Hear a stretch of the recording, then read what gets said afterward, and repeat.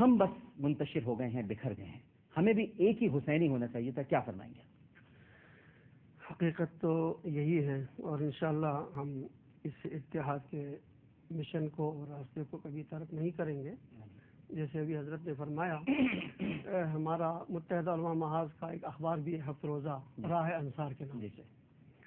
آپ انشاءاللہ میں کبھی موقع ہوا تو اس کی کاپیاں پیش کروں گا آپ کی خدمت میں. آپ خود دیکھ لیں گے کہ جناب ہم صحابہ کرام خلفائے راشدین کے ایام بھی مناتے ہیں اور علماء کرام اس میں خطاب کرتے ہیں. اور جناب ہم تمام مدارس میں، شیعہ مدارس میں، دیوبندی مدارس میں، بریلوی اہل حدیث مدارس میں، مساجد میں، ہر جگہ حکومت کے اداروں میں یہ اخبار جاتا ہے. تو یہ عملی طور پر ہم کر رہے ہیں اور یہ چیزیں ناممکن نہیں ہیں. ضرورت اس بات کی ہے کہ حضرت امام حسین علیہ السلام کو جو لوگ سمجھیں گے، جن کو امام کی معرفت حاصل ہو، ظاہر ہے وہ اس راہ کو ترک نہیں کر سکتا. جیسے شروع میں حضرت نے فرمایا خون کے حوالے سے اسلام کو خون دینے کی ضرورت تھی، تو اس حوالے سے عرض کروں گا. حضرت امام حسین علیہ السلام نے فرمایا ان کان دین محمد لم یستقم الا بقتلی فیا سیوف خذینی. اگر میرے نانا کا دین میرے قتل کے بغیر قائم نہیں رہ سکتا تو اے تلواروں آؤ میرے ٹکڑے ٹکڑے کر دو تاکہ میرے نانا کا دین بچ جائے.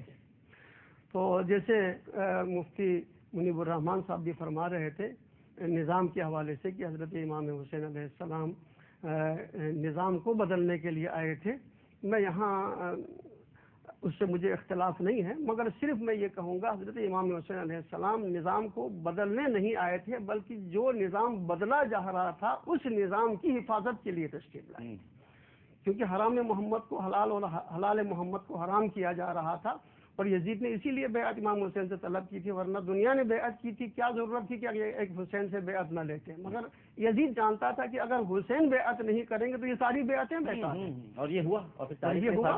اور اگر حضرت امام حسین بیعت کرتے اس کا مطلب یہ تھا کہ جو کچھ یزید کر رہا ہے وہی اسلام ہے.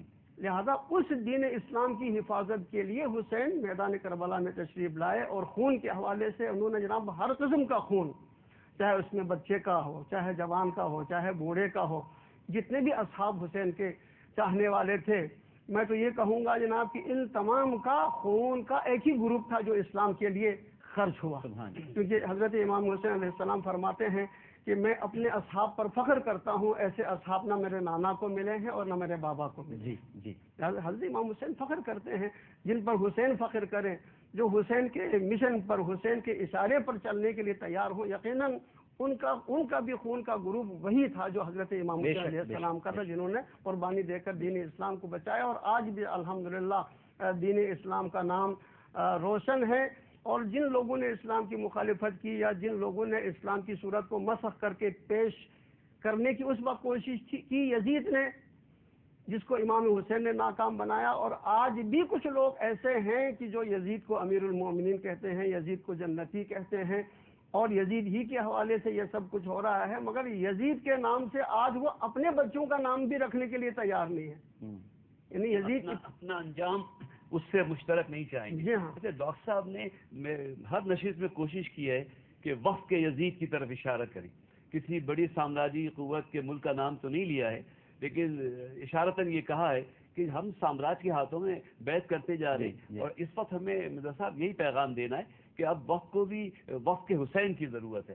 اور پاکستان جیسے بھی حالات ہوں انشاءاللہ تعالی یہاں دعا کیجئے کوئی حسینی قیادت، اللہ اکبر، سنت رسول صلی اللہ علیہ وسلم کی تابع ایسی آ جائے کہ نظام مصطفیٰ یہاں نافذ ہو. پاکستانی قیادت کرے گا. میں اپنے بچوں کے ٹوٹے میں دل جوڑنا چاہتا ہوں کہ مایوس نہ ہونا. کوئی کہتا ہے پاکستان اپنی حفاظت نہیں کر پا رہا، فوج اپنی حفاظت نہیں کر پا رہی، تو ہماری کیا حفاظت کرے گی؟ ڈاکٹر صاحب فوج کے سامنے اگر دشمن کا جہاز آتا تو وہ اسے گولی مارتے، اسے مار دیتے. لیکن جب دوست کے لباس میں جہاز آ رہا ہو، آپ سے جن سے معاہدہ ہے وہ آ رہے ہوں، یونیفارم آپ کے دوست کی ہو، تو وہ تو سینے پہ گولی کھا کے حیران ہو کے دیکھتے رہے. اسی طرح جہاں یہ فسادات ہیں، اگر کوئی تیر کھا کے کمی گاہ کی طرف اپنے ہی دوستوں سے ملاقات ہوگی تو پاکستانی فوج عساکر، اللہ اکبر، ایسی بات نہیں ہے. وہ پاکستان کے لیے، اسلام کے لیے جان دینے والا ہاتھ سپاہی. شہر میں جو فسادات ہوتے، ہم جو مارے جاتے ہیں، ان کا جو بیٹا مارا گیا، اللہ اکبر. اگر کوئی قشقہ لیکن جبھی تو فرمایا تھا کہ یہود و نصارہ تمہارے دوست نہیں ہو سکتے. بے شک وہ انہی سے دوستی. صاحب یہ ایک دوسرے کے دوست ہیں. ولن تردان کل یہود ولن نصارہ حتی تتبع ملتہم. ہم نے دوستی کیوں کی؟ اب انہی کی دوست. اچھا، اور اسی طرح یہ جو شہری فسادات میں ہم مارے جاتے ہیں، وجہ یہ کہ مارنے والا قشقہ کھینچا ہوا نہیں ہوتا ہے. اللہ اکبر. وہ بھی امامہ پہنے ہوئے ہوتا ہے. مشکل یہ ہے کہ ہم دوست و دشمن کی تمیز نہیں کر پا رہے. اللہ کے واسطے بہرحال اگر ظاہر دیندار ہے تو باطن سے بھی دیندار ہو جائیں، ہر جذبہ ایثار کے ساتھ تیار ہو جائیں اتحاد کے لیے، پاکستان کے اسلام کے عالمی قیادت کے لیے. بالکل ٹھیک ہے. میں بہت شکر گزار ہوں علامہ سید حمزہ علی قادری صاحب آپ کا اور مرزا یوسف حسین صاحب آپ کا. دونوں شخصیات ہمارے اس پروگرام میں تشریف لائیں. ناظرین، اس کے ساتھ ہی ہمارا یہ سیگمنٹ اختتام پذیر ہوتا ہے. ہماری ٹرانسمیشن ابھی جاری ہے اور اس وقفے کے بعد آپ دیکھ سکیں گے انشاءاللہ ریحان قادری صاحب کو اور احمد رضا قادری صاحب کو. ان سے ہم کلام سنیں گے، نعتیں بھی سنیں گے اور امام علی مقام سیدنا حسین رضی اللہ تعالی عنہ کی شان اقدس میں منقبت کا بھی نذرانہ پیش کریں گے. ایک چھوٹا سا وقفہ، وقفے کے بعد حاضر ہوتے ہیں. السلام علیکم ورحمۃ اللہ.